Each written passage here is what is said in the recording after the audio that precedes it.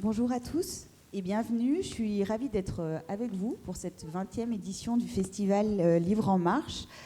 Livre en Marche, c'est un festival de rencontres avec des experts, des passionnés, et un festival qui ne peut exister qu'avec tous les bénévoles que vous avez dû rencontrer en traversant le festival. C'est plus de 150 bénévoles en fait sur un week-end qui sont là pour que cet événement existe, que ce soit ces conférences, la bourse aux livres, le salon, etc. Le thème de cette 20e édition du festival, c'est choisir de grandir ensemble. Et le festival, qui est assez engagé, souhaite interroger sur le monde que nous voulons construire pour demain. Alors ça tombe bien, parce qu'on va parler de ce monde à construire pour demain, avec cette thématique « Entreprendre sans détruire ». Quels sont les enjeux et les défis de l'entreprise de demain ? Une entreprise peut-elle concilier respect de chacun, de l'environnement et rationalisation des dépenses ? Comment envisager une nouvelle manière de vivre l'entreprise où infusent principes éthiques et écologiques ? Et s'il était finalement plus économique de travailler de façon écologique ? Que vous soyez expert des sujets, simplement curieux, que vous ayez besoin d'une étincelle ou que vous soyez déjà révolté, les personnes qui sont ici présentes vont répondre à toutes vos questions d'ici la fin de cet échange, puisqu'on vous donnera aussi la parole si vous le souhaitez, pour échanger avec eux. C'est avec un vrai plaisir que je vous propose donc d'écouter Bruno Anctil, Emmanuel Druon et Luc Blanchet, et j'aimerais qu'on les applaudisse, s'il vous plaît.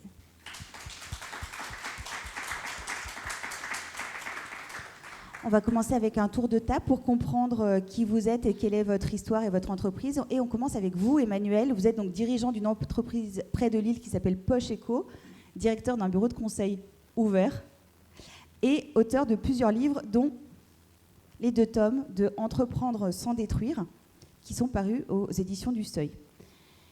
Emmanuel, qui êtes-vous et puis qu'est-ce que c'est Poche Eco ? Alors d'abord, merci beaucoup de me recevoir. Très heureux de partager la scène avec vous et de rencontrer les gens d'ici. C'est publié par Actes Sud. Je vous prie de m'excuser. Je dis parce que comme Françoise Nyssen est de l'autre côté... C'est bien de le préciser, vous avez raison. Alors, Poche, mais Seuil, c'est très bien aussi, sûrement. Poche Eco, c'est une petite entreprise du nord de la France, à côté de Lille. J'ai 63 collègues et on fabrique des enveloppes en papier, ce qui n'est pas un métier d'avenir. Je vous dis ça avec le sourire, ça peut paraître bizarre, on va penser tout de suite que je suis un sociopathe. Le métier que je fais est un métier en effondrement. Et avec mes collègues, on est concernés par l'idée qu'il faut constamment se réinventer. Et depuis 25 ans, parce que ça fait 25 ans que ce métier progressivement disparaît, au profit du numérique. Et pourtant, il y a, depuis 1928, chez Poche Eco, un savoir-faire qui se transmet de génération en génération, et que je crois qu'il faut qu'on ait de la considération, y compris pour ces métiers-là. Et la meilleure manière pour nous d'essayer d'avoir de la considération pour le travail qu'on fait dans l'atelier, à l'usine, dans notre équipe, c'est d'essayer, d'une part, de faire ce métier-là le mieux possible, et ensuite d'inventer d'autres métiers en parallèle. Donc, Justine a précisé qu'on a créé un bureau d'études, mais qui est fondé sur nos expériences. C'est-à-dire que ça fait 25 ans qu'on essaye d'entreprendre sans détruire, qu'on essaye de produire sans laisser de traces.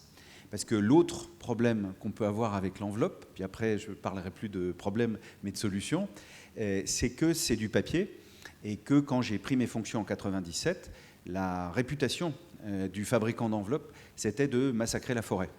Donc il a fallu chercher, et on a trouvé une forêt où à chaque fois qu'un arbre est coupé, 10 sont replantés dans le respect de la biodiversité des espèces, en faisant attention au respect aussi du couvert forestier, en faisant en sorte que tout le process industriel réduise constamment le poids qu'il fait peser sur la santé humaine ou sur l'environnement. Et donc, on a engagé cette démarche-là il y a 25 ans, et en voyant ce que faisaient des gens sur les ressources en amont de notre production, on s'en est inspiré et on a essayé de mettre en œuvre une démarche où à chaque fois qu'on intervient avec une matière première, on essaye par l'analyse du cycle de vie, c'est-à-dire de faire de l'éco-conception, c'est-à-dire d'aller voir dans le détail comment on pourrait ne pas avoir d'impact du tout négatif, toxique, sur la santé humaine et sur l'écologie. Et en faisant ce travail-là, on a pu généraliser la démarche. Et c'est ce qui fait qu'aujourd'hui, notre usine est zéro déchet. Et elle est zéro gaz. On n'a pas de gaz. On n'utilise pas non plus de pétrole. On n'a donc pas de fossiles. On exploite de l'eau qui est récupérée en toiture sur une toiture végétale. Et donc l'eau, c'est aussi l'autosuffisance en ressources hydriques industrielles. On n'est pas relié au système électronucléaire puisqu'on produit notre électricité sur la toiture et qu'au milieu des années 90, on a aussi choisi de réduire considérablement notre consommation. Bref, une usine qui essaye de produire sans laisser de traces toxiques dans l'environnement. Et donc vous avez expérimenté des choses avec Pocheco. Une question quand même, c'est comment vous êtes arrivé chez Pocheco ? Moi ? Oui, vous. Eh ben, par la porte, comme tout le monde. En quelle année et avec quelle histoire ? Non, parce que du coup, là, on rigole, mais l'histoire est intéressante et il la raconte très bien.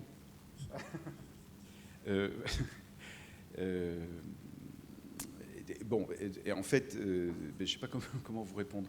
Je suis arrivé chez Pocheco en 97. Où j'ai pris la présidence. D'ailleurs, la boîte était à vendre en 2008 et je l'ai rachetée à ce moment-là pour qu'on puisse continuer notre activité avec mes collègues.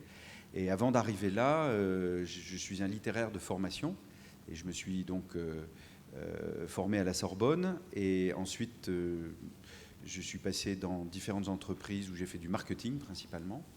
Et puis, je suis arrivé chez Pocheco la première fois quand j'avais 11 ans, parce que c'était une entreprise qui était à l'époque la propriété d'un groupe familial, un groupe qui avait été fondé par mon grand-père à la sortie de la Deuxième Guerre mondiale, un groupe de presse, un magazine qui s'appelle Le Particulier, qui explique les lois. Et donc, mon père, qui avait pris la suite, avait racheté cette petite entreprise qui fabrique des enveloppes, parce que pour avoir beaucoup d'abonnés aux particuliers, il fallait envoyer beaucoup de mailings, et pour faire des mailings, il fallait des enveloppes. Et donc, la première fois que je suis arrivé chez Pocheco, j'étais jeune, c'était les années 70, j'avais 11 ans, et il y a eu probablement quelque chose qui m'a marqué pour le reste de mes jours, c'est cette osmose à un moment donné entre mon père, ce lieu qui était particulièrement accueillant. C'est une petite usine qui date de 1848 et qui est au milieu d'un village qui s'est beaucoup développé maintenant, mais qui était en fait construit autour de l'usine à la base, et sur le bord d'un parc régional, naturel, ce qui est très inspirant ensuite pour nous, pour la manière justement d'essayer de faire que notre activité n'ait jamais de conséquences délétères sur son environnement direct. Aujourd'hui, Pocheco, c'est devenu un corridor de biodiversité. C'est un lieu où 85% de la surface est perméable, et que ce soit toiture ou alentour du site, en fait, c'est un lieu aussi que 7000 personnes visitent tous les ans, hors période de crise sanitaire, parce que c'est une manière aussi de réintroduire le vivant et peut-être aussi le sensible dans l'acte d'entreprendre, que d'être en relation permanente avec la nature. Donc l'idée, c'est d'essayer de préserver l'emploi industriel en cassant les codes classiques, je dirais, de l'industrie et de l'entreprise. Parce qu'en fait, on se rend compte maintenant avec le recul que notre méthode de travail nous a amené à briser certaines règles, tout en respectant le code du travail. Merci. Bonjour, Luc Blanchet. Je vais vous laisser parler de vous et de votre entreprise Botanique. Bonjour à tous, merci pour l'invitation. Et donc Botanique, eh bien, c'est une entreprise familiale, pas loin d'ici, puisqu'on est en Haute-Savoie. Et donc c'est des entreprises, c'est des familles de maraîchers horticulteurs qui ont fondé cette entreprise en 1977. Et donc j'ai la chance de diriger ce groupe, étant aujourd'hui de la génération 2. Et donc c'est une entreprise familiale qui perdure et qui a créé la marque Botanique en 1995. Et dès la création de la marque, il y a eu une préoccupation forte sur la thématique de la préservation de l'environnement, et plus que ça, en fait, sur des notions de respect, de loyauté et de relations qualitatives avec l'ensemble des parties prenantes avec lesquelles notre entreprise est en interaction, que ce soit bien sûr les clients, mais nos collaborateurs, nos fournisseurs et plus largement les territoires où on est implanté. Et donc à partir de ces convictions fortes, de ces fondamentaux qui sont inscrits dans les gènes de la marque et plus que ça de l'entreprise, eh bien, on a cheminé sur toutes ces thématiques développement durable, RSE, jusqu'à devenir et avoir inscrit dans nos statuts ce printemps la qualité de société à mission qui nous est offerte par le législateur à travers la loi Pacte et qui en fait permet de concrétiser l'idée que l'entreprise a une vocation bien sûr de faire du profit, mais pas que. On met au même niveau la performance économique et la contribution au bien commun. Et c'est tout le concept de la société à mission. Et on souhaite œuvrer sur cette thématique-là. Alors après, on a quelques faits symboliques et emblématiques chez Botanique.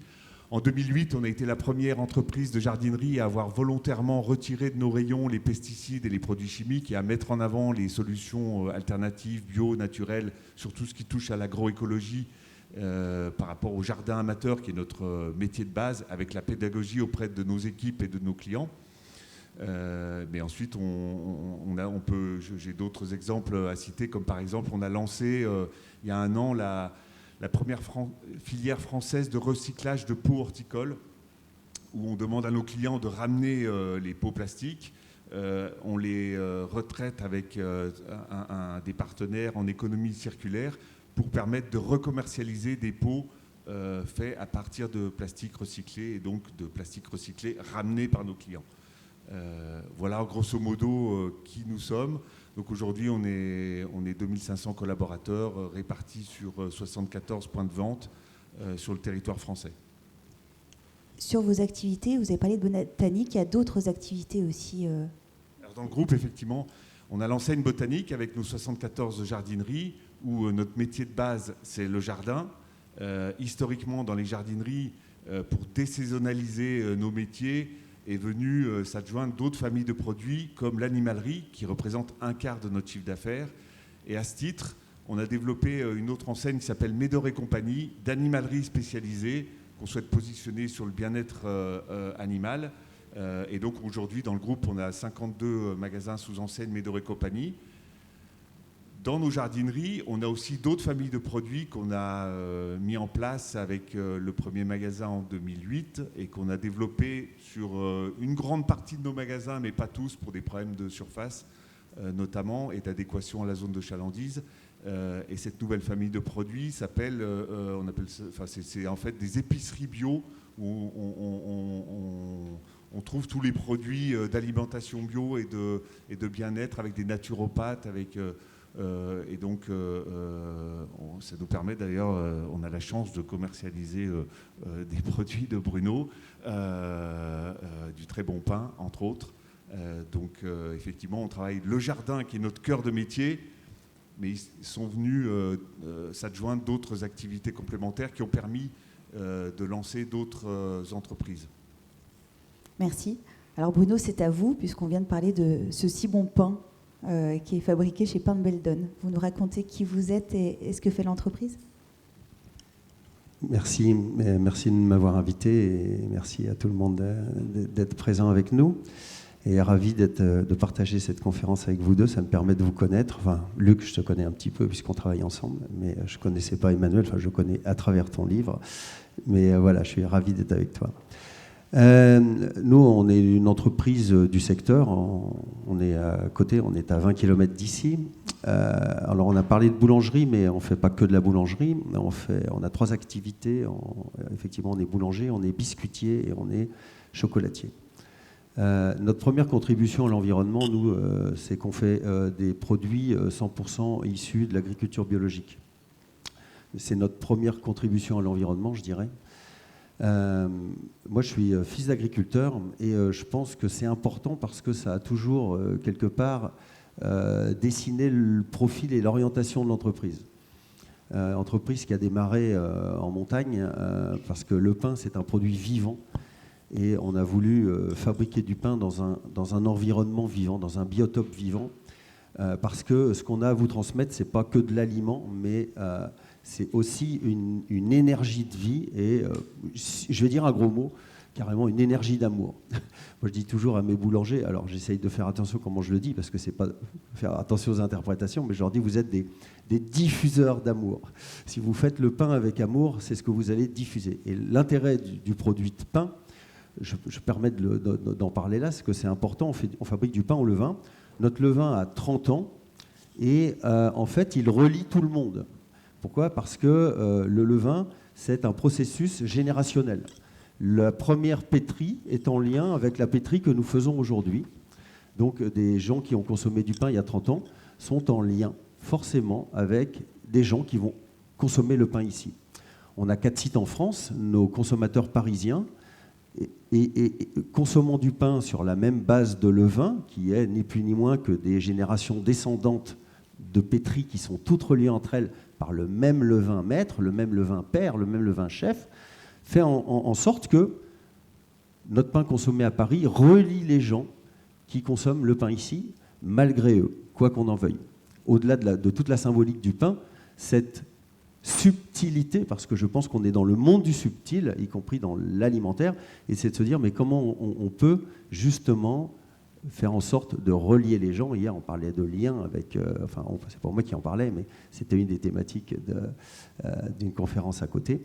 Voilà, ce lien, il existe, et c'est ce qu'on essaie de faire. C'est pour ça que je leur dis, mais nous prenons des gens de métier, parce qu'il est important pour moi de valoriser l'art du métier.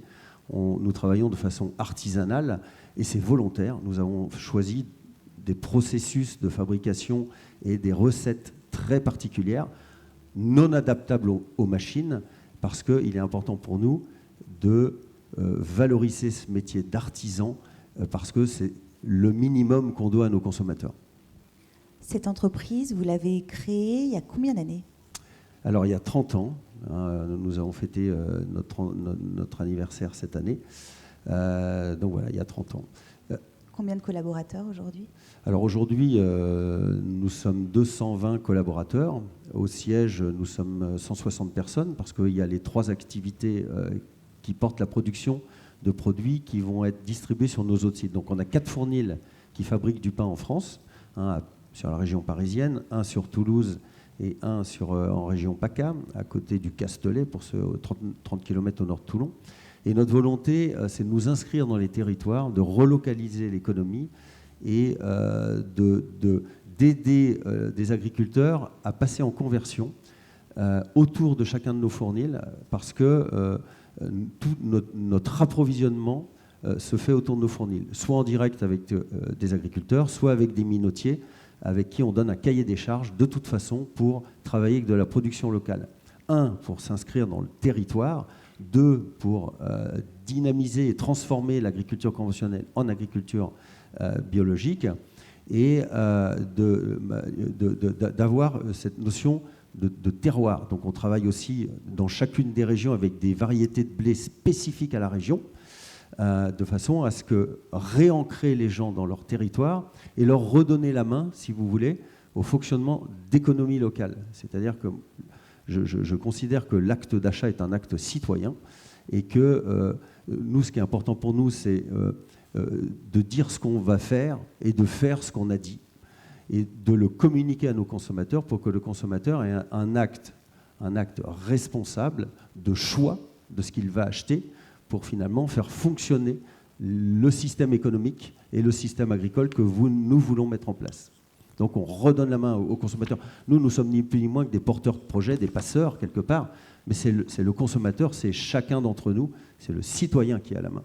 Donc nous, ce qui est important, c'est de communiquer sur ce qu'on fait pour essayer de redonner cette responsabilité au consommateur et d'en faire un consommateur. Bon, le mot est un peu passé maintenant de date, hein, mais pour autant, ça reste une réalité. Enfin, en tout cas, on aimerait que ce soit une réalité.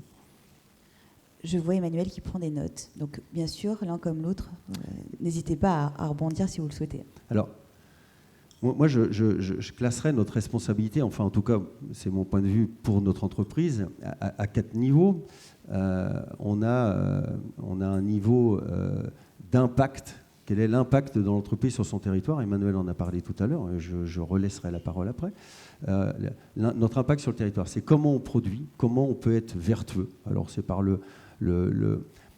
comment dire, alors l'agriculture biologique, 2, c'est par l'énergie, le choix d'énergie, le choix de bâtiments.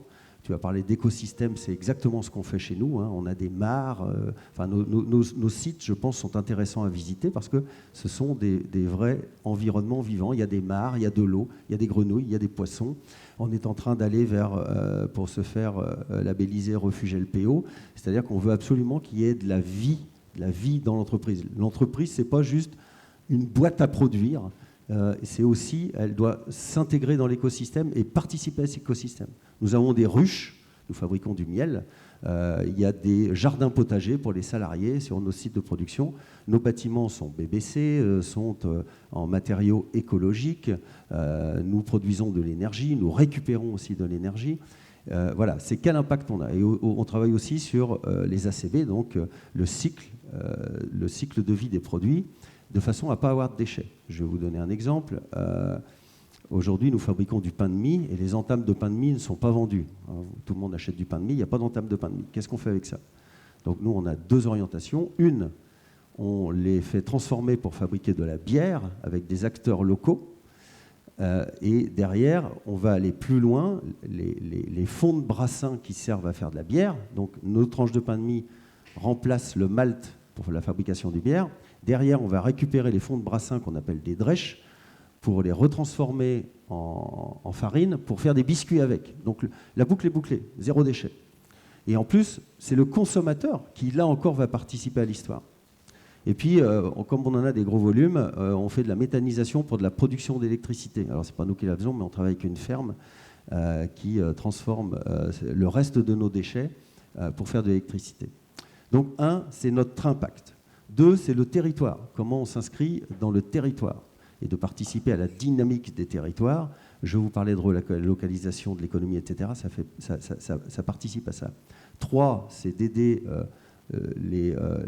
la société civile dans le territoire. Je pense aux ONG, aux associations, etc. Et c'est ce que l'entreprise peut permettre en finançant, en participant, etc. à la dynamique des territoires. Et 4, comme je vous l'ai dit tout à l'heure, c'est rendre le consommateur acteur. Voilà, nous, ce que j'estime l'impact et la responsabilité que nous avons. Vous êtes donc tous les 3 des entrepreneurs engagés. Et Emmanuel, je crois que vous souhaitez rebondir sur ce qui vient d'être dit. Oui, je trouve ça hyper stimulant d'entendre une boucle aussi cohérente. Et j'ai l'impression qu'une des solutions, parce qu'en fait, ici, ce qu'on représente, c'est qu'on présente des solutions. Quand on lit les rapports du groupement intergouvernemental des études sur le climat, le GIEC, ou ceux de l'IPBES, on est fondé à être inquiet. Les nouvelles sont mauvaises de la planète, de l'environnement, des fractures sociales qui se multiplient. Et très, très peu souvent, on se préoccupe de retisser le lien en fait, entre l'activité, le fait d'entreprendre et le fait d'être des vivants. Et ce que tu racontes, c'est ça. C'est le rapport au vivant, le rapport au sensible. Le fait qu'en fait, dans nos entreprises, on peut tout à fait renoncer à un modèle de destruction systématique de la ressource, plutôt pour s'orienter vers l'idée de la transformation créatrice. Et que ça, on le met en œuvre chacun à notre échelle. Moi, j'ai la plus petite entreprise en nombre de personnes.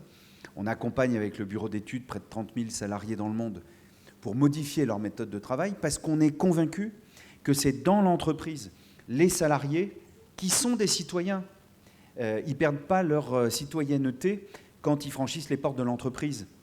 On ne dépose pas son cerveau au vestiaire en prenant ses fonctions, à condition que le modèle d'entreprise dans lequel on travaille ait admis l'idée qu'on est les mêmes à l'extérieur qu'à l'intérieur, et que par conséquent, les systèmes hiérarchiques qui contraignent chacun à contrôler le travail du N-1, du N-2, du N-3, ça c'est mort. Ça, c'est pas le système vivant.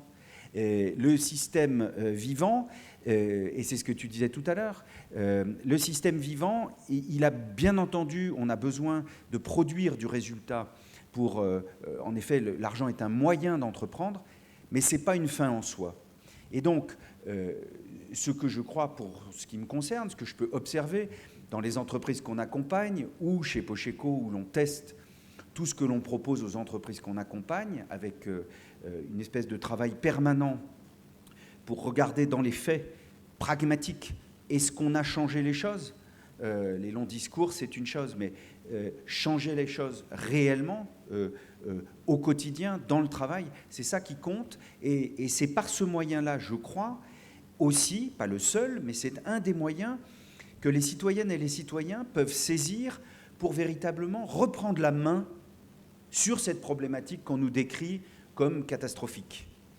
On sait bien qu'à nous tout seuls, on ne changera pas le monde, et qu'on ne défera pas ce que 2 siècles de révolutions industrielles, de destruction des ressources et d'accumulation des déchets ont produit.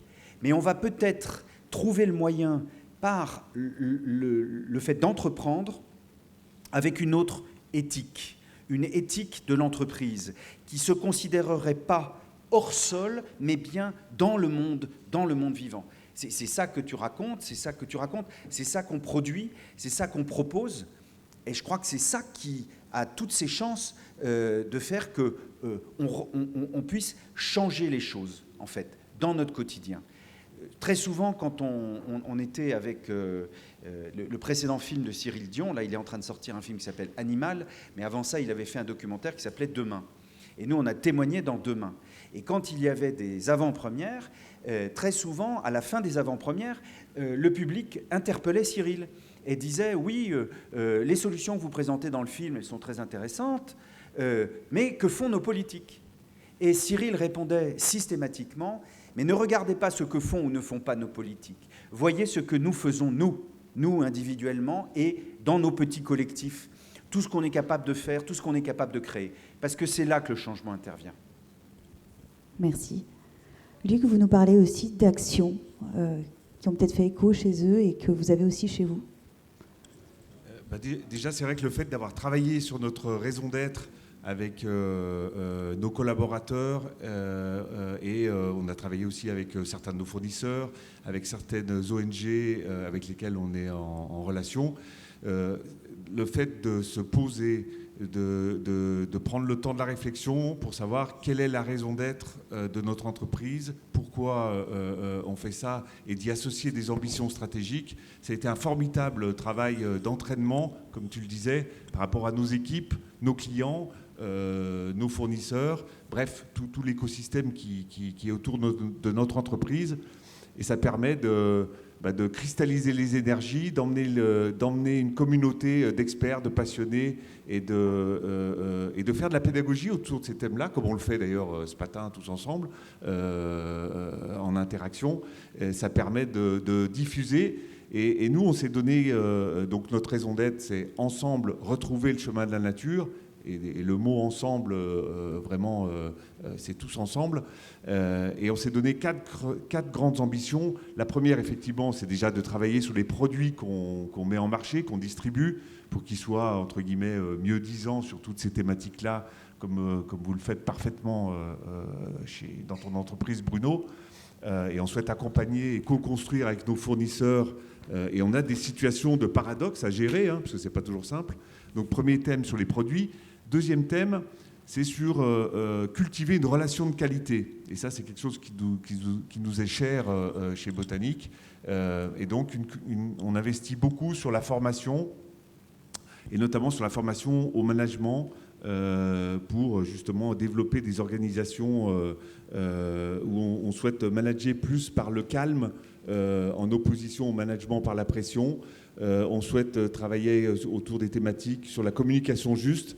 Et là-dessus, on a beaucoup, depuis de nombreuses années, œuvré avec des spécialistes en neurosciences. Donc le deuxième thème, relations de qualité. Le troisième thème, c'est tout ce qui touche à la pédagogie et à la diffusion de ces thématiques sur l'environnement au sens large. Et enfin, on travaille bien sûr sur la cohérence environnementale de nos sites et de nos actions, et notamment sur la logistique. On transporte des marchandises. Donc sur nos sites, par exemple, on développe, on a l'ambition de la développer et on est parti pour solariser. On a un gros programme de solarisation de nos magasins qui permet de faire de l'autoconsommation et de réduire notre impact. La récupération d'eau de pluie pour arroser nos pépinières, etc., etc. Sur la partie produit que vous avez évoquée comme un des piliers, vous m'évoquiez une histoire de fleurs coupées. Et c'est une des actions que vous mettez en place et qui font changer les choses. Alors effectivement, on est en chemin, puisque les fleurs coupées, il faut savoir que la plupart sont hors saison et viennent de pays lointains. Et donc, on souhaite chez Botanique, et on a commencé par un certain nombre de magasins, et d'ici 1 an et demi, on souhaite basculer tous nos rayons fleurs coupées avec des fleurs coupées de saison et produites localement. Et ce qui veut dire que les roses du Kenya, on ne pourra plus les trouver chez nous. Mais ça veut dire qu'il y a un gros travail de pédagogie à faire auprès de nos équipes, auprès de nos clients, et puis de remonter des filières de production de fleurs coupées dans nos territoires où on est implanté, qui pour certaines, n'existent plus. Donc c'est un travail de moyen-long terme.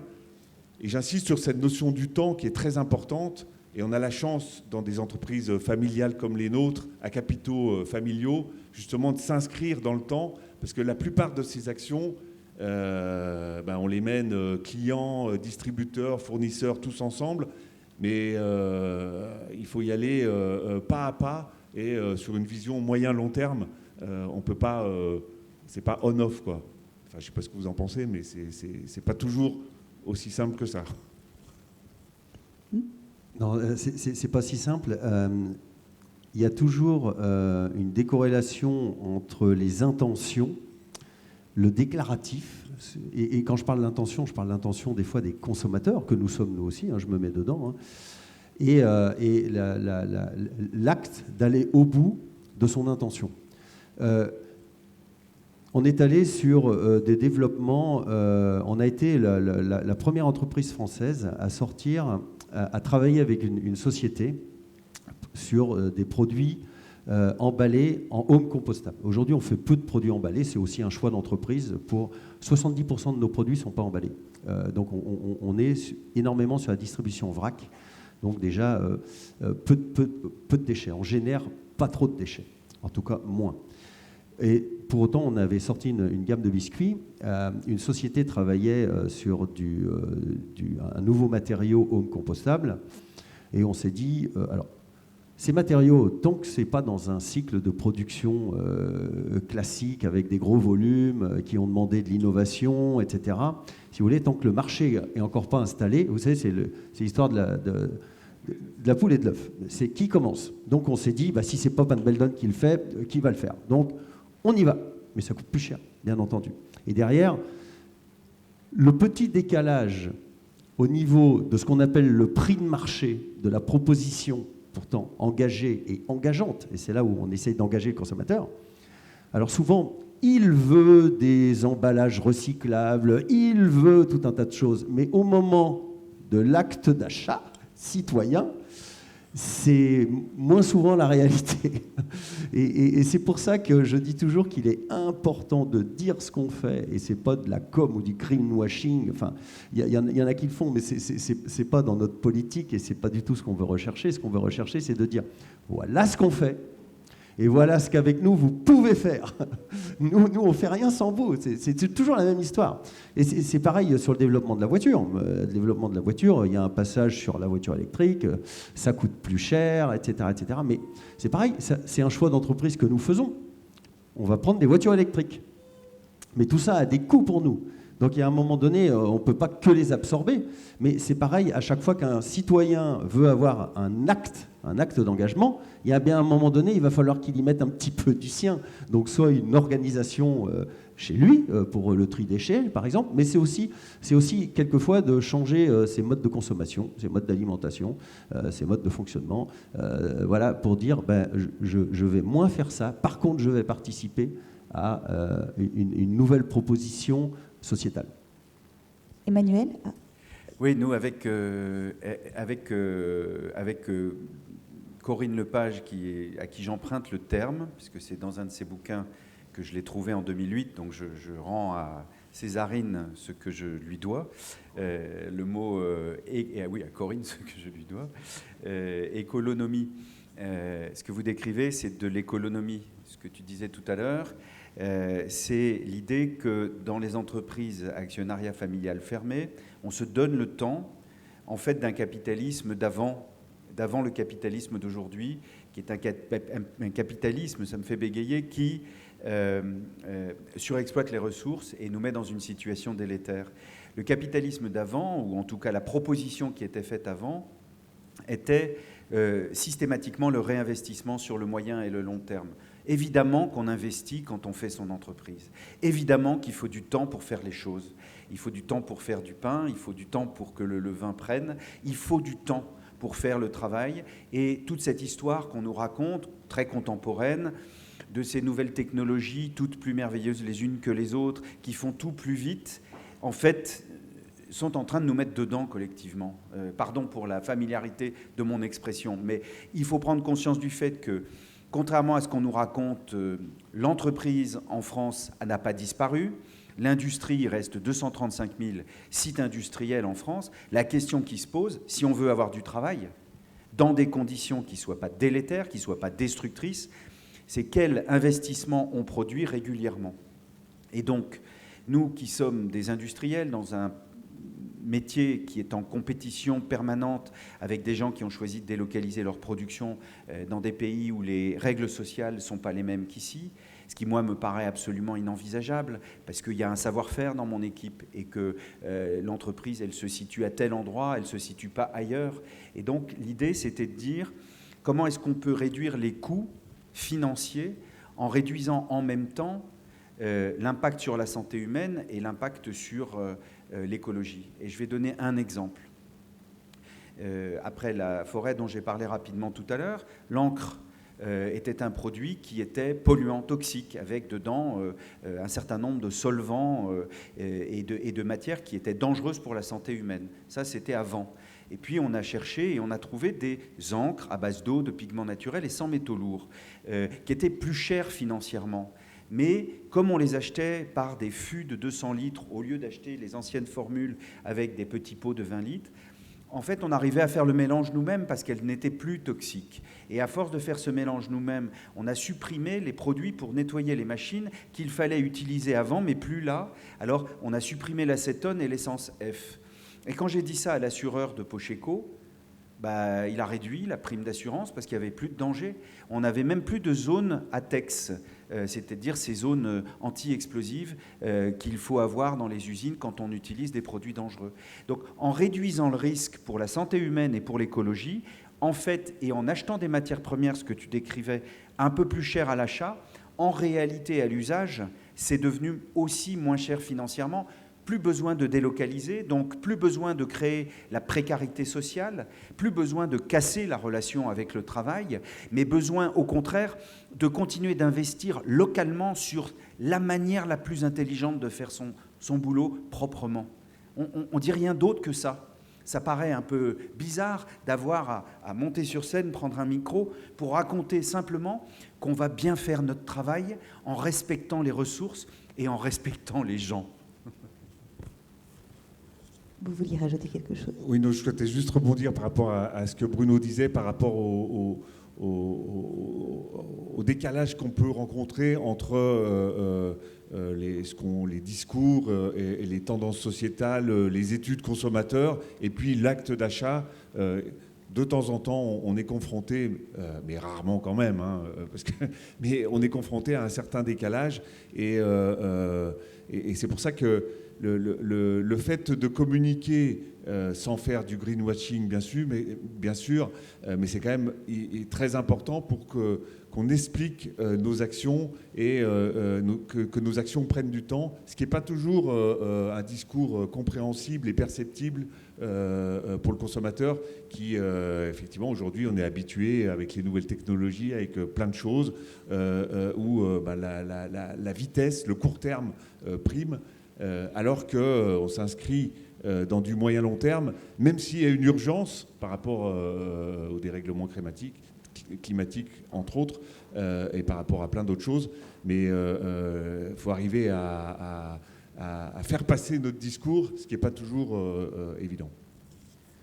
Tous les trois, en fait, vous parlez de prise de risque. Quand vous dites, en 2008, on enlève certains produits de nos magasins, quand tu dis, Bruno, si on n'y va pas nous, qui est-ce qui va y aller ? Quand Pocheco dit, nous, on va changer nos encres, même si au départ, c'est plus cher. C'est ça la place de l'entreprise, c'est de s'engager, c'est de prendre des risques pour faire bouger les lignes ? C'est absolument ça, une des clés de l'intérêt que ça a de créer un collectif qui devient une entreprise. C'est qu'on est plus intelligent à plusieurs que tout seul. Et on va inventer des solutions nouvelles.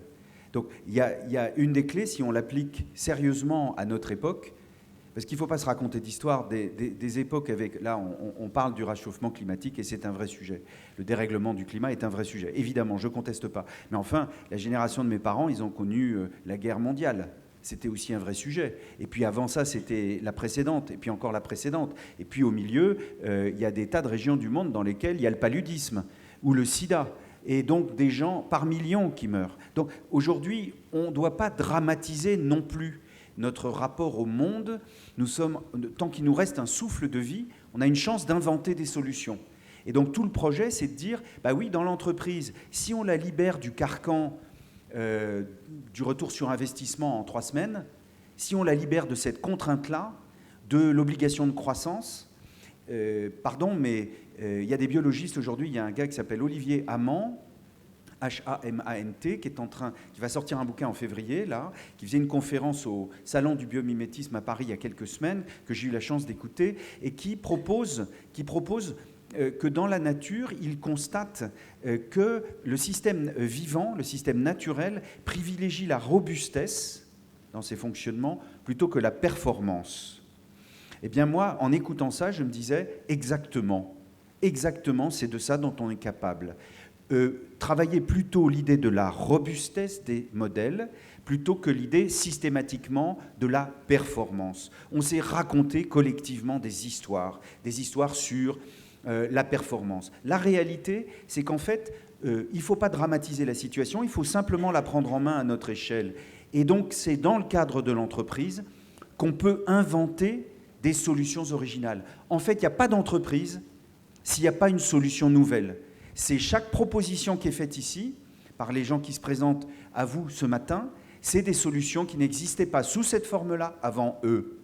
Et c'est ça qui est intéressant. C'est qu'en fait, par l'entreprise, par l'idée d'entreprendre, on travaille la fécondité de notre créativité. Et c'est grâce à cette fécondité, grâce à cette créativité, qu'on va collectivement se réinventer. Puis je voudrais rajouter un mot sur la question du rapport à la consommation. Parce qu'on est devenus, dans le langage public, tous collectivement des consommateurs. Pardon, on est d'abord des citoyennes et des citoyens. Et il y a quand même un petit peu quelque chose de plus intéressant à être des citoyennes et des citoyens que strictement des consommateurs. On est des gens qui pensons et qui entrons en relation les uns avec les autres, pas seulement des estomacs. Et je crois que du coup, notre rapport au monde, si nous arrivons à le remonter au niveau du cœur et de l'intellect, alors probablement est un monde qui va devenir plus coopératif plutôt que compétitif systématiquement. Et je terminerai ce point-là en disant, très souvent quand on écoute certains discours d'entreprise, Dans le fond, on parle de Darwin, de la loi de la jungle, et alors dans la loi de la jungle, le plus fort l'emporte. Oui, mais c'est ne pas avoir lu Darwin que de ne pas comprendre qu'au moins il décrit avec précision la coopération entre les systèmes vivants. En fait, la compétition n'est pas une obligation, la coopération est une solution.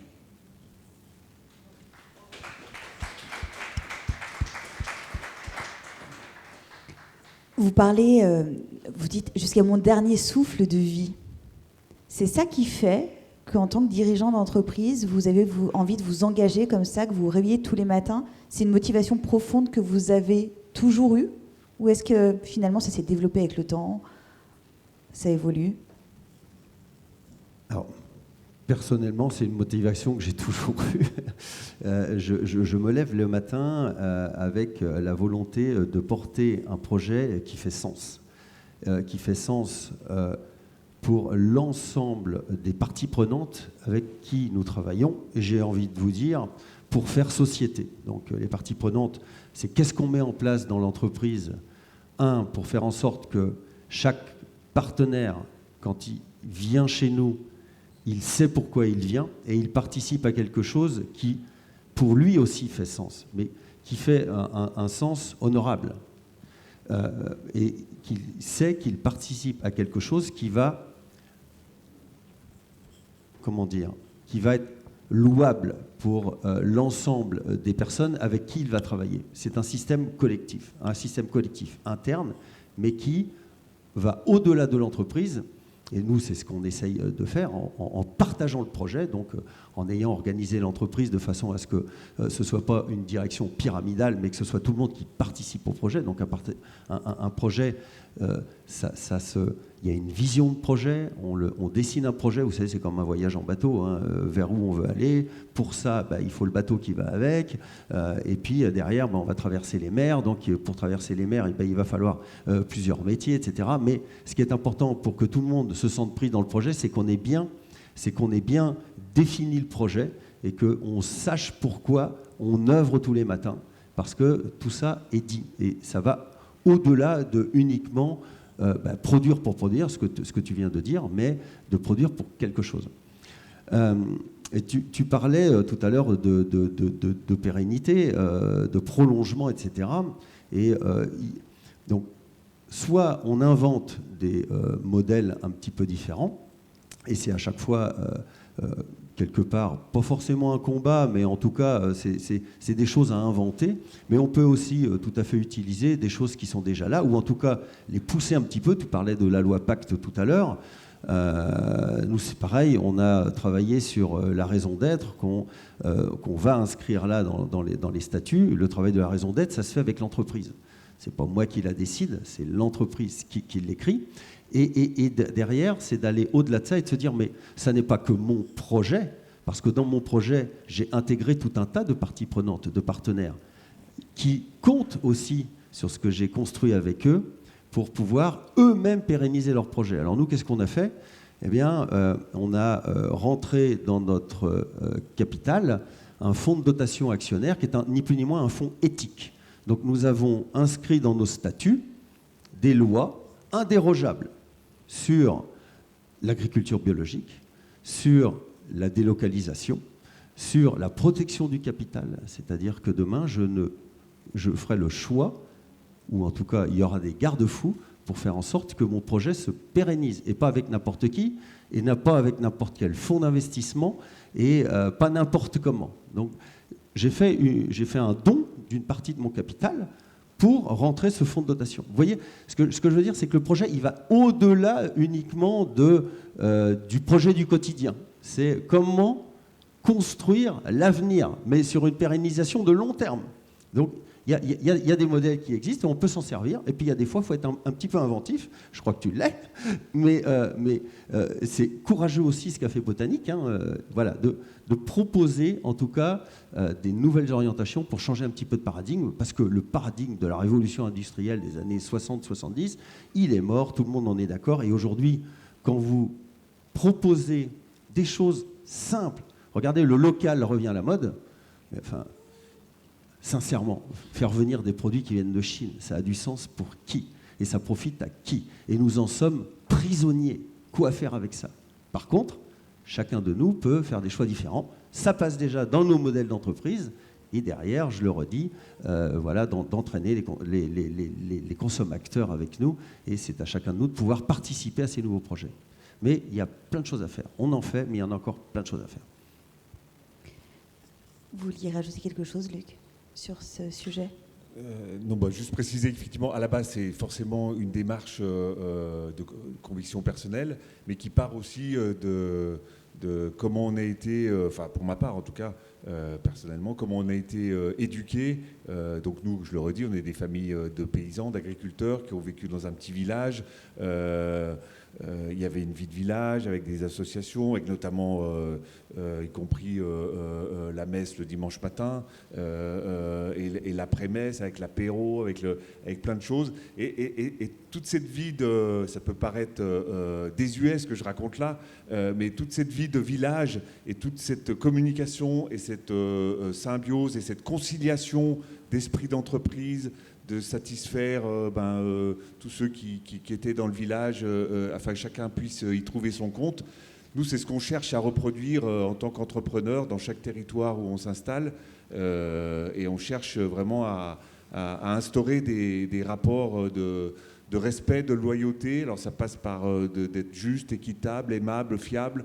Pareil, c'est des choses qui peuvent paraître désuètes, mais moi que j'arrête pas de marteler en interne, parce que c'est aussi comme ça qu'on arrive à se comprendre. Et quand je dis ça, c'est que en ce moment, je cherche beaucoup à lutter sur cette culture de la relation clash, de la relation par le pouvoir des médias qui est en ce moment où bientôt on ne s'écoute plus et c'est à celui soit qui crie le plus fort, soit celui qui est le plus polémique. Et je suis convaincu que ce n'est pas comme ça qu'on va tous ensemble cheminer vers le bien commun. Vous avez parlé de la citoyenneté de vos consommateurs. Emmanuel, c'est ce que tu disais en disant avant d'être un consommateur, tu es un citoyen. Là, ce que vous nous racontez aussi, c'est que vous êtes des citoyens, en fait, et que vous participez à quelque chose de plus grand. Moi, j'ai une question par rapport à vos collaborateurs, dont on a un petit peu parlé depuis tout à l'heure. C'est quel est leur engagement? Comment ils s'engagent à l'échelle de votre entreprise? Comment l'entreprise aussi leur permet de s'engager? Qu'est-ce que vous avez mis en place pour que, justement, ces collaborateurs ils puissent exprimer leur citoyenneté dans l'entreprise? Alors nous, on commence à mettre en place du mécénat de compétences. Donc on démarre avec des pilotes et on est en train de définir le cadre. Donc ça permet aux collaborateurs volontaires qui le souhaitent, on donne des heures à telle ou telle association. On travaille beaucoup notamment avec la LPO depuis de nombreuses années. Donc le mécénat de compétences. Là, on vient de créer un fonds de dotation autour de la thématique de la préservation de la forêt et de son écosystème. Et là, c'est pareil, on va faire appel au volontariat de nos collaborateurs pour diffuser et faire des actions sur la préservation de la forêt. Et puis à travers... Alors nous, on a de la chance d'être en lien direct avec les citoyens et les consommateurs. Donc on essaye de mettre en place le plus possible des ateliers pédagogiques et des conseils sur ces thématiques-là. Donc on les forme avec des outils sur la transmission des savoir-faire autour de la préservation de l'environnement.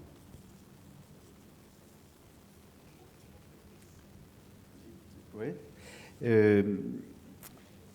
Alors, bon... tu as eu la gentillesse de souligner que j'avais écrit quelques livres qui sont des récits. Et donc les mots ont de l'importance. Et moi, je suis extraordinairement mal à l'aise avec la notion de collaboration. C'est familial, c'est historique. J'ai un problème avec ce mot. Et je préfère plutôt parler de mes collègues. Donc je vais continuer de parler de mes collègues en disant qu'avec mes collègues, nous avons essayé de revenir à nous, d'être nous-mêmes, de se départir de tous les faux-semblants quand c'est possible, et que pour ça, il faut, là encore, du temps. Il faut, là encore, pouvoir instaurer une relation qui soit plutôt dans la coopération que dans la compétition. Et la chance que j'ai, c'est qu'avec le temps, venant d'une situation qui était tout à fait délétère quand j'ai pris mes fonctions, on a pu progressivement reconstruire une relation fondée sur ce que tu disais tout à l'heure. Nos mots correspondent à nos actes et nos actes correspondent à ce qu'on dit.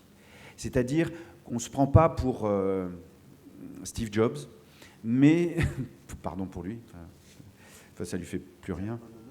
Oui, ça lui fait plus rien.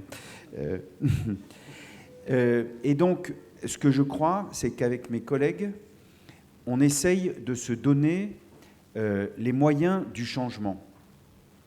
En fait, si on accepte le raisonnement selon lequel, face à la situation inquiétante dans laquelle nous nous trouvons, on va tenter progressivement d'aller chercher de l'information fiable, le GIEC, l'IPBES, les rapports ou les synthèses des rapports du GIEC et de l'IPBES nous informent des données pour qu'on sache dans quel monde vivant nous nous trouvons, qu'on ait de l'information scientifique pour pouvoir ensuite travailler. Alors, à partir de ces données-là, si on se met dans une démarche cohérente, comme on l'entend ici, d'entreprendre sans détruire, de produire sans laisser de traces, il faut se donner les moyens, en fait, d'accompagner le changement. C'est le changement dans nos actes, c'est ce que vous avez souligné tout à l'heure tous les deux. C'est-à-dire, ce n'est pas seulement l'entreprise qui propose une évolution, c'est les gens à l'intérieur de l'entreprise et éventuellement les clients de l'entreprise qui progressivement se rapprochent de cette démarche et comprennent aussi ce mouvement de changement que vous donnez. Ce qu'on découvre quand on va au contact de beaucoup d'entreprises, comme on le fait avec mes collègues, c'est qu'en fait, à peu près partout, il y a 10 ou 15% des gens qui sont des engagés. Parce qu'à titre personnel, ils sont déjà engagés vers le zéro déchet. Quelquefois, ils ont réussi à réduire la présence l'utilisation de l'automobile. Enfin, ils font des efforts sur eux-mêmes. Et simplement, ils regrettent que quand ils passent les portes de l'entreprise, alors ils ne peuvent plus appliquer la même règle. Alors nous, ces engagés-là, on essaye de leur donner des clés, des techniques pour aller vers ce changement qu'on appelle de nos voeux. Puis dans les entreprises, comme dans la vie courante, il y a une majorité, encore aujourd'hui, de gens qui sont des indécis. Ils ne savent pas exactement par quel bout prendre le problème. Et puis, il reste 5 ou 10% de ce que nous appelons, nous, les enragés. Hein, ceux qui ne veulent pas entendre parler de tout ça. Et nous, on dit, écoutez, c'est votre droit, hein, on vous laisse tranquille, on ne va pas les embêter, les enragés. On va s'occuper des engagés et avec eux, on va essayer de faire que les indécis puissent basculer du côté des engagés. Et on est à peu près convaincus, pour en avoir eu la preuve à beaucoup d'endroits, sur le territoire en France notamment, dans beaucoup d'entreprises, que quand vous atteignez 30-35% d'engagés qui savent comment coordonner le travail pour aller vers ce changement qu'on appelle de nos voeux, eh bien, l'entreprise bascule dans une autre manière de travailler. Et c'est nos façons de travailler qui sont amenées à évoluer. En fait, toute la société change, on prend nos responsabilités, qu'on soit des citoyens à la maison ou dans l'entreprise, et c'est cet accompagnement-là qu'on est en train de proposer. C'est ça qui va nous aider à faire changement, et vous allez voir, dans les années qui viennent, c'est ça qui va surprendre, mais c'est aussi ça qui va surgir, et c'est ça qui va laisser les traces positives que nous aurons surmontées collectivement, génération après génération, les problèmes qu'on nous décrit aujourd'hui comme tellement dramatiques. Merci. Alors, on a parlé du partage du projet d'entreprise et après, en fait, comment on le mène. Alors nous, on a plusieurs sites très distants et même sur le siège là, voilà, nous sommes espacés quelquefois de plusieurs centaines de mètres entre les sites. Donc, c'est une vraie question fondamentale qui est posée là, et c'est une question sur laquelle il est toujours... c'est difficile de mener le projet, de le partager. Donc tu disais, il y a des gens engagés. Et effectivement, l'intérêt, c'est de faire en sorte que ce soit les meilleurs ambassadeurs, finalement, et que, quelque part, il y ait... J'ai presque envie de dire, à un moment donné, une autorégulation qui se font, parce que tu auras toujours des réfractaires, hein, des gens qui seront contre, de toute façon. Et cela, c'est très difficile d'arriver à les emmener quelque part. Pour autant, on essaye, nous, moi ce que je m'aperçois, c'est que chacun vit dans sa bulle. Aujourd'hui, nous sommes un monde où tout le monde est enfermé dans sa bulle et personne ne voit le contexte, le métier et la problématique de l'autre. Donc nous, c'est ce qu'on essaye de faire. On a mis en place un accompagnement de management participatif, mais c'est des grands mots, mais en fait, c'est d'une simplicité, ni plus ni moins que de relations, de communication et de partage. Il suffit juste de remettre ensemble les gens pour parler de qui ils sont, de ce qu'ils vivent, de leur propre monde professionnel dans l'entreprise, de rencontrer le monde de l'autre et de le construire en entreprise, c'est-à-dire d'organiser ces temps dans l'entreprise avec de l'accompagnement pour que ça puisse se faire. C'est aussi simple que ça. Il y a des fois des démarches, mais d'une simplicité déconcertante, qui font que les choses se délient, se dérident, on remet du flux, du lien, de la relation, et c'est reparti pour un tour, ça rebooste les personnes. Et puis on essaye de donner, de faire en sorte que les gens nous fassent remonter depuis le terrain leurs appréciations, puissent prendre des responsabilités. Donc on essaie de leur donner de plus en plus de responsabilités et qu'ils nous fassent remonter leurs réflexions pour que le projet s'oriente vis-à-vis de ce qui remonte de la base, de ce qui remonte du terrain, des gens qui sont confrontés eux-mêmes tous les jours.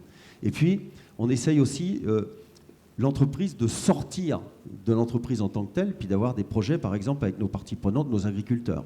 Donc on emmène l'entreprise chez des agriculteurs, on sort, on va au-delà.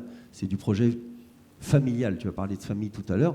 Voilà, c'est des choses simples comme ça, de façon à dire, mais ça, venir travailler, c'est pas que du travail, c'est aussi vraiment partager un projet de vie ensemble, avec les familles, les enfants. On emmène tout ce monde-là.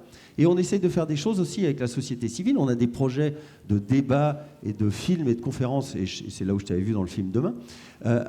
On met des partenariats en place avec des cinémas, avec des conférences débats, pour essayer de proposer à notre collectif de venir au-delà de l'entreprise, de participer, de les emmener dans un projet de société, à condition que nous, on le mette en œuvre et qu'on le construise. Et ça fonctionne très très bien. Ça fonctionne très très bien. Merci à tous les trois. On va laisser la place pour quelques questions si c'est OK pour vous et s'il y en a. Bonjour, merci pour ce que vous faites, c'est vraiment très intéressant. On parlait de collaborateurs, etc. Je voudrais savoir comment se passent les recrutements chez vous. Quand il y a des licenciements, j'ai cru que c'était le cas dans votre entreprise. Vous avez dû licencier, je crois, à un moment donné, où je me trompe, j'ai lu ça quelque part. Comment ça se passe? S'il y a licenciement, comment vous accompagnez les licenciements? Peut-être les salaires, la hiérarchie des salaires. Est-ce que c'est comme dans notre entreprise, une très grosse différence entre les cadres et les employés de base? Pourriez nous expliquer un peu comment ça se passe dans vos entreprises? Merci. Je peux répondre là-dessus. Alors, d'abord, merci d'en parler parce que effectivement, en 2017, la moitié de l'équipe de Pocheco est partie. On était 127 et on est passé 64. Alors, ce que je voudrais d'abord dire, c'est que mes 64 collègues ont retrouvé un CDI à l'heure où je vous parle, parce qu'on les a accompagnés pendant 1 an avec 100% de leur salaire net. On avait des réserves en fonds propres parce que nous ne distribuons jamais de dividendes. Que les salaires chez Pocheco sont de 1 à 4. 1, c'est le SMIC. 4, c'est 4 fois le SMIC. Une personne à 4 fois le SMIC. Et moi, je suis au SMIC depuis 2011, date à laquelle il y a eu un très grand incendie qui a réduit 30% de notre site en poussière. Donc, mes collègues ont retrouvé du travail. Mais la raison pour laquelle on a perdu la moitié de l'équipe, c'est-à-dire la moitié du savoir-faire de l'entreprise, c'est parce que brutalement, cette année-là, on a perdu 4 marchés publics principaux, celui de l'assurance maladie, celui de Pôle emploi, celui de la Direction générale des finances publiques et celui du ministère de l'Intérieur, pour un demi-centime d'euros du 1000 d'enveloppe.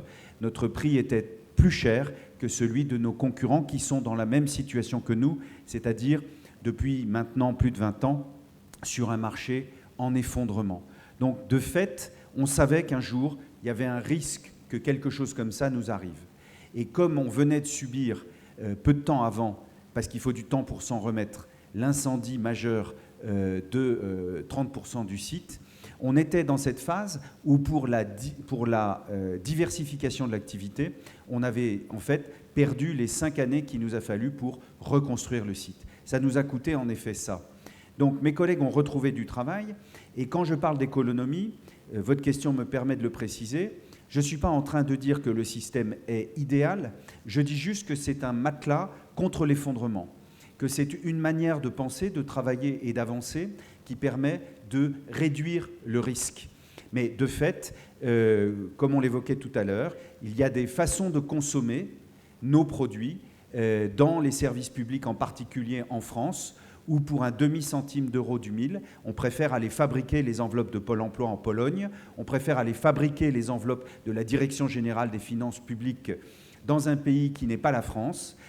Tous ces gens-là, aujourd'hui, reçoivent des enveloppes qui sont fabriquées ailleurs qu'en France. Pourtant, on a résisté, et à l'heure où je vous parle, je suis venu ce week-end, mais j'ai travaillé dans les interstices qui m'étaient possibles, parce qu'on a des appels d'offres auxquels on est en train de répondre, et nous allons essayer de revenir chez tous ces gens-là pour essayer de proposer nos produits. Mais il y a en effet un problème sur le fait que nous ne sommes pas cohérents entre les besoins que l'on exprime et le lieu où on les fabrique. Il n'y a pas de cohérence de ce point de vue-là. Donc c'était bien qu'on puisse en parler. Merci, ça m'a permis de faire un petit coucou lointain à tous ces collègues que j'ai malheureusement perdus. Et je peux vous dire que pour les collègues qui restent et pour moi, ça reste un traumatisme probablement jusqu'à la fin de notre carrière. Jusqu'au moment où, avec la diversification des activités, on aura peut-être la possibilité, comme ça a été le cas pour 10 d'entre eux, de les rembaucher. Moi, je vais rebondir. Parce que peut-être ça peut intéresser. En tout cas, on a mis en place un modèle, vous avez parlé de recrutement, comment on fait pour le recrutement. Je pense qu'on a un modèle un peu original, et je vais revenir sur la responsabilité, mais la responsabilité de l'entreprise, mais aussi de redonner la responsabilité aux gens qui vont venir travailler chez nous. Nous, on a un processus collectif. C'est-à-dire que il y a toute la phase de définition du poste, de la mission, etc. Comment on la diffuse. Ça, c'est de l'opération, j'ai envie de vous dire, assez administrative, mais qui a son importance. Parce que c'est le contenu. Mais derrière, on fait du recrutement collectif. C'est-à-dire la personne qui va rentrer chez nous va rencontrer on fait du recrutement avec une rencontre avec la personne, à minimum 5 personnes, qui peuvent être des N+2 éventuellement. Quelqu'un, la personne qui va rentrer va rencontrer son N+2, mais aussi son N-2. Hein, et c'est-à-dire, on va partager le projet, définir le projet, et on va faire rencontrer tout le monde. Et il y a un processus de décision collectif. Ce n'est pas moi qui décide, ce n'est pas la DRH qui décide, c'est chacun d'entre nous qui prenons une décision de savoir si on valide la candidature ou pas. Et on fait ça 2 fois, donc pour que la personne rencontre les futures personnes avec qui elle va bosser, et que les personnes qui sont au recrutement sont les futurs collaborateurs de la personne embauchée. Donc ce n'est pas que les professionnels du RH qui s'en occupent, mais c'est les collaborateurs au sens plus large. Et on va valider la candidature, mais ne pas embaucher la personne. C'est-à-dire, ce n'est pas moi qui vais dire « je t'embauche ». Et on dit à la personne, mais maintenant, au bout du 2e recrutement, tu vas nous motiver ta volonté de rejoindre le projet parce que le projet te convient, parce que tu es d'accord de travailler, parce que les personnes que tu as rencontrées, voilà, le ressenti que tu en as eu t'inspire et te font envie de venir chez nous. Mais moi, je ne le déciderai pas. C'est toi qui vas le décider. Et ça c'est clairement stipulé. Hein, c'est-à-dire que même dans les cas de certains métiers où des fois on a du mal à trouver du monde, on préfère quand même ne pas prendre cette décision-là, nous, mais toujours de la donner à la responsabilité du futur recruteur. Et puis derrière, il y a tout un processus d'accueil, de parrainage. Donc il y a un parrain. Si ça ne se passe pas bien, si la personne a des questionnements, une difficulté dans l'entreprise, elle a un parrain qui est là et qui le suit en permanence pour qu'il puisse venir partager ses difficultés. Voilà. Et derrière, il va rencontrer l'ensemble des fonctions de l'entreprise et il va passer dans l'ensemble des métiers de l'entreprise. Ça prend du temps, hein, ça prend des fois 1 semaine. Et derrière, on lui dit, voilà, maintenant tu vas prendre le temps nécessaire pour toi de venir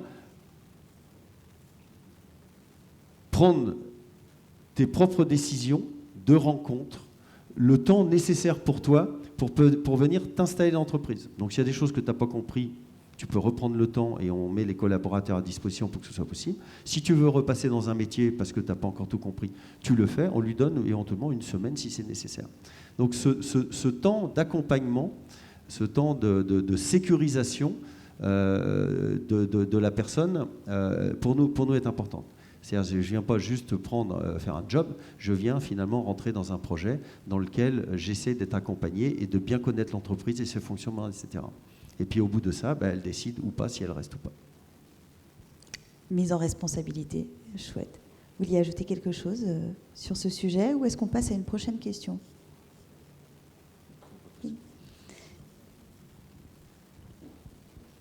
Et ce serait la dernière pour tenir la...